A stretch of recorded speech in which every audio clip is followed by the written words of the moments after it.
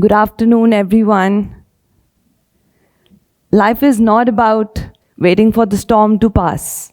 It is about learning to dance in the rain. My life has not been a bed of roses. Each one of us here must be facing some battle within. Some crib, some don't. Warriors don't crib. They find a way to smile. They find a way to face their larger-than-life problems. If I am able to inspire even one of you to face your troubles head-on with a smile, my purpose here on this platform is solved. I was 24 when I had my baby. Right after I had my baby, my main concern was to get back into shape. At my life's most ecstatic moment, life gave me a big blow. I was the second daughter-in-law in the family of 6 brothers, and I knew there's a lineup of weddings coming ahead, so getting into shape was my main aim at that time. And I wanted to wear the saris which I had designed myself for those weddings. We had a masseuse coming home every day to massage my limbs and my baby's. And I insisted her to please help me tuck in my tummy so that I can flaunt my waist. And she said, "That's too early. You've just undergone a C-section, so at least give 21 days for recovery." But me being me, I tried to do that myself. I would try to tuck in my tummy, and while doing so, I felt that there's a mass over here. And as I released my hand, it started pumping. My childish brain thought, there must be another baby inside, which the doctor forgot to take out. So I waited eagerly for the masseuse for the second day, so that she could also feel it and confirm it, and then I can harp about having twins.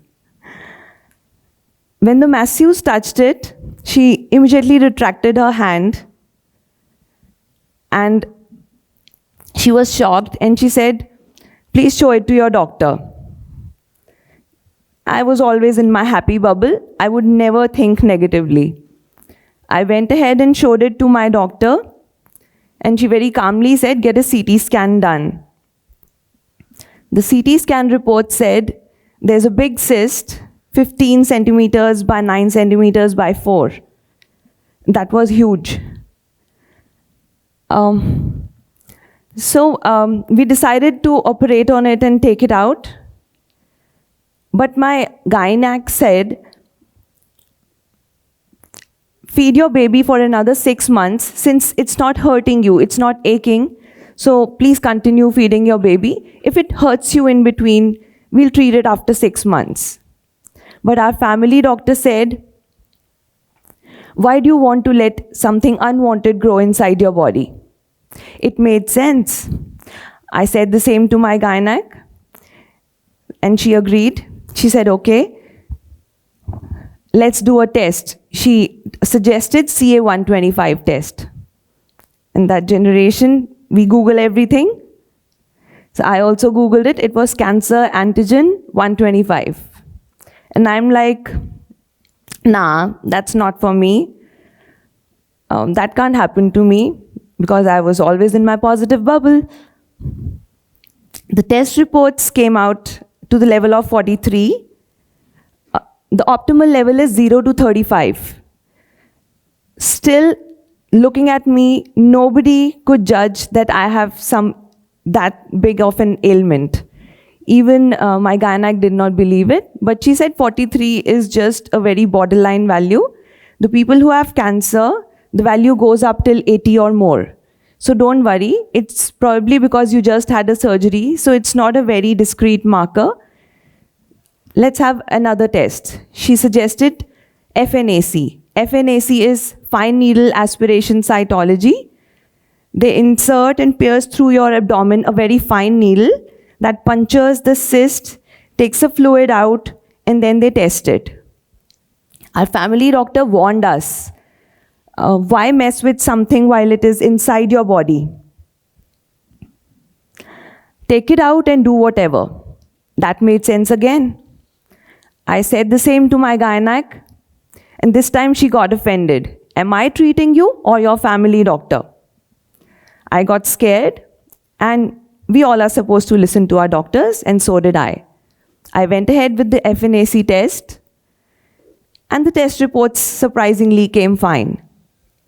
The reason must have been because the cyst was very big. They must have taken the fluid out from here, but the cancer cells must be growing from here. So it didn't come in the report. So looking at the size of the cyst, they decided to operate me through the C-section. They took the tumor out, not the tumor, they took the cyst out, but it looked ugly. Nobody told me anything. They showed that cyst to my family, to my husband, to my mother. They all hid it from me. It was sent for biopsy to DMC, Ludhiana, and to Tata Memorial, Mumbai. All this while I was discharged and I was playing with my baby, taking his pictures. A week later, the reports came in, and the doctors were so scared that they came home only at around 11 at night. The whole family got together. I wasn't notified. I was in my room playing with my son, again in my happy bubble, and the whole family is being told about my ailment. They decided to take me to Delhi because the doctors said the best treatment would be there.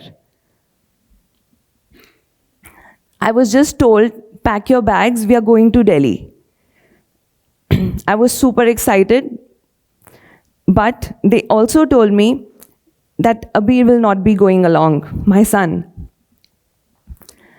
So that was okay, but I thought I'll go to DLF Emporio and DLF Promenade and shop for him and do my thing. And when I went there and saw the hospital's name, it was Rajiv Gandhi Cancer Institute, I got the shock of my life and a chill ran down my spine.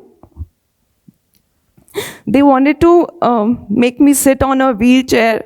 I wasn't ready. I said, I can walk. I will not sit there. I'm not a patient.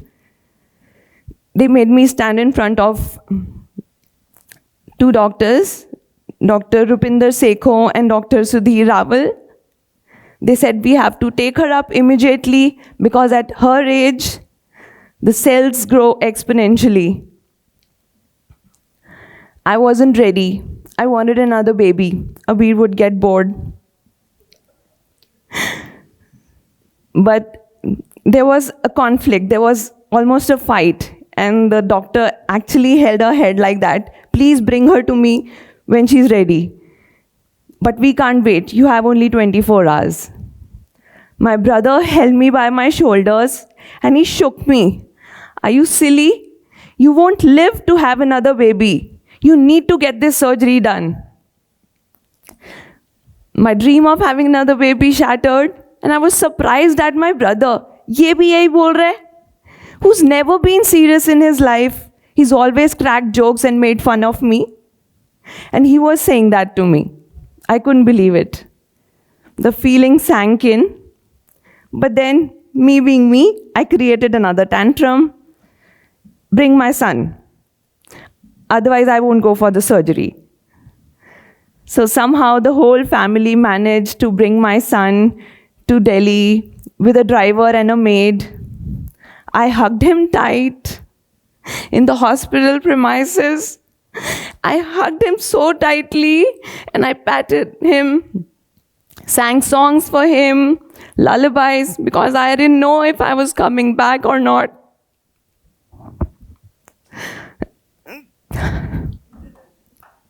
Yeah.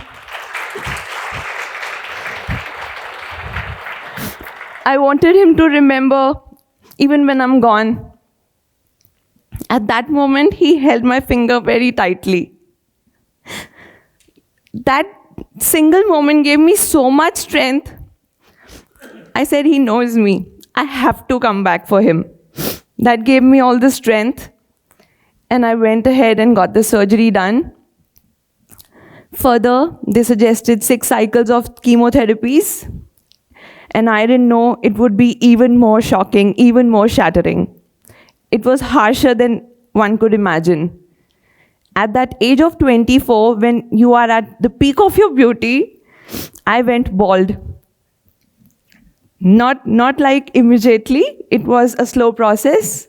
Still being a positive thinker, I thought maybe 99% people lose their hair. I won't, because I'm different.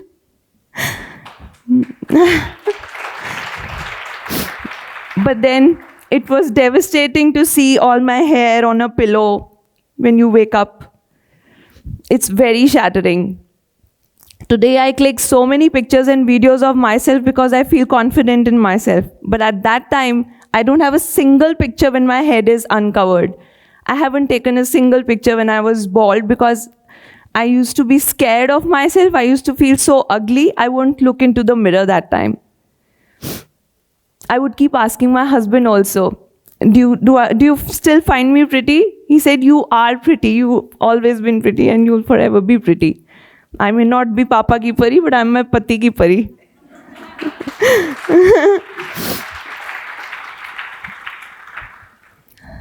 So, enough of crying. Then I thought I must style my new look. I started wearing bandanas, wearing ganjis, cargo pants, because that went with the bandanas. When I shed a little more hair, I started wearing a hijab. I learned it from YouTube. Then I would dress accordingly. And once while walking across the streets of Delhi, some passerby, some guys started teasing me. Alif Layla, they sang for me. And I was so amused. They're finding me pretty in this state also? I was so happy. Soon I became a fashionista in the face of adversity. My oncologist was also so fond of me. He would present me to his other patients who had lost hope, who were shattered, who were crying, and they would make them meet me for those rays of hope, and he would tell them, look at her. Start feeling good about yourself in whatever situation you've been put. Till date, I get phone calls from those scared patients and I give them hope and I show them a brighter future. Today, I have more than 5 lakh followers on Instagram. My everyday routine is to get dressed and dance in front of the camera and bring positivity around to everybody who's watching it, and I always feel positive doing it. So to anyone who's facing some battles within, I would say, face your problems with unwavering faith and determination, because inside of you lies a reservoir of strength waiting to be unleashed. As I stand before you as a cancer survivor, a warrior, a designer, a fun dancing influencer, and a beacon of hope, all I want you to know is there is no dream too far-fetched and no obstacle insurmountable. Fuel your mind with thoughts of positivity and watch your world flourish. Thank you.